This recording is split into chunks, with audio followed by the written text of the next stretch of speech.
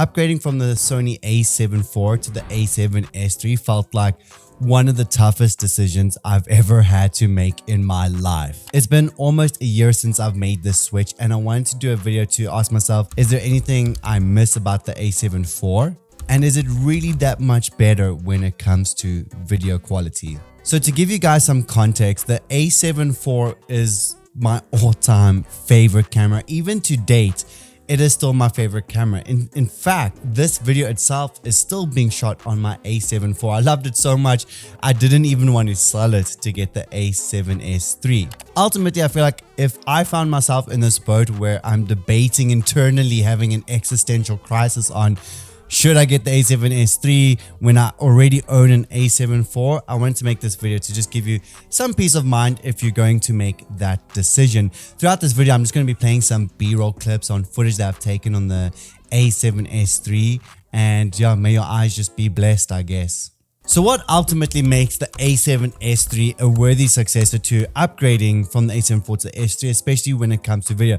Obviously, if you're doing photos and videos, it's a no-brainer to stay with the A7 IV. And if you're going to continue to do photography work for your clients, you're going to want to keep it because you don't want to be renting out an A7 IV every time you have to shoot. We're going to talk videos specific. So the first thing that made it ultimately worth it for me, where it eliminated that buyer's remorse that I had, was when I finally got to use it when I was shooting for a client and shoot 60 frames a second and not experience that crop in factor. I cannot tell you how much that bugged me. Sure, you can turn it into an advantage. You can use it for the best of, like turning a 35mm lens into a lens that zooms in a bit more. But for me, I'm shooting at these lenses for specific reasons. I'm shooting my 35 or 20-40-70. I want to be able to have the full picture. A lot of people like to talk about how incredible the A7S III is at low light. So you have the 12 megapixel camera inside the A7S III, but you have the 33 megapixel sensor in the A7 IV. When all of that gets squishy. And so with all those pixels being squished, you don't really see all that noise, and it actually competed fairly well with the A7S III. I'll actually bring up two examples of low light weddings, and weddings are a great example because it's not like I can roll up in there with my Mursa big lights. So yeah, we have a beautiful wedding shot in Cape Town, low light, just French kiss, what a beautiful couple. And then here's my brother-in-law's wedding, which was shot on the A7S III inside, and both of them, even if you look at it side by side, they both look incredible. So I wouldn't make this decision over low light shooting. One thing I do miss though about the A7 IV, especially if I'm taking one camera with me to a shoot, is being able to hybrid shoot.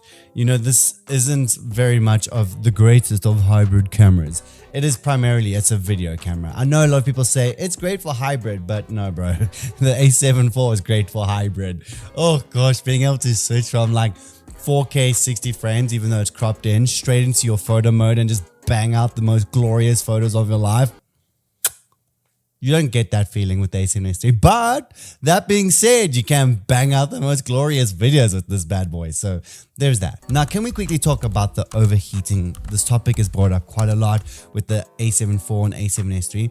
I never really experienced overheating on the A7 IV. Maybe I should really just count myself lucky and enter the lotto, but I would even put the dummy battery in. I would Twitch stream for 8 hours. Obviously, it's at 1080p. If you Twitch streaming, you're not going to Twitch stream at 4K. That bitrate is going to slosh your gosh.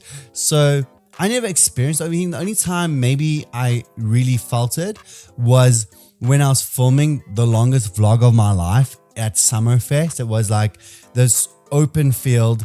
It was cooking. It was cooking. Like, honestly, I became a bacon by the end of that day. But that was one time out of the year that I used the A7 IV that it just warned me of potential overheating. Whereas the A7S III, this bad boy just, overheating, what is overheating?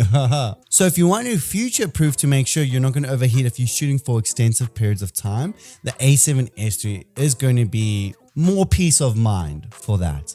A lot of research will tell you that the autofocus tracking system in the A7 IV is a little bit better than the A7S III. Now, I'm not finding myself in extreme sports where I've noticed that tracking is a bit better than the A7 IV. I did film at a horse riding jumping show this past weekend with the A7S III, and for me the tracking was perfectly fine. I didn't experience it where it jumped from one horse to the other. In fact, I could even track the one horse and have a horse walk in front of me, and it would still keep notice of the horse that I originally tracked onto in the background. I hope this is making sense. Overall, if you find yourself in the same boat where you have the A7 IV and you're leaning more towards cinematography, going into video production, and you're thinking of getting the A7S III, I would say it is absolutely worth it in that case, especially since you have the no crop, 100 frames a second, 120 frames a second in 4K, and you're more future-proofed on it not overheating. The tracking is, I've not experienced it being worse than the A7 IV. It's just an incredible workhorse of a camera. You're going to be sorted for a very, very, very long time. If you've already bought your A7S III and you're watching this video for validation on your purpose, on your purchase, I promise you it gets better with the more projects that you do. As you're using it for your video projects and as you get to know the camera a bit more, and there'll be moments where you're like, did I really need to get this over the A7 IV? There'll be moments where you're like, damn, thank goodness I made this purchase.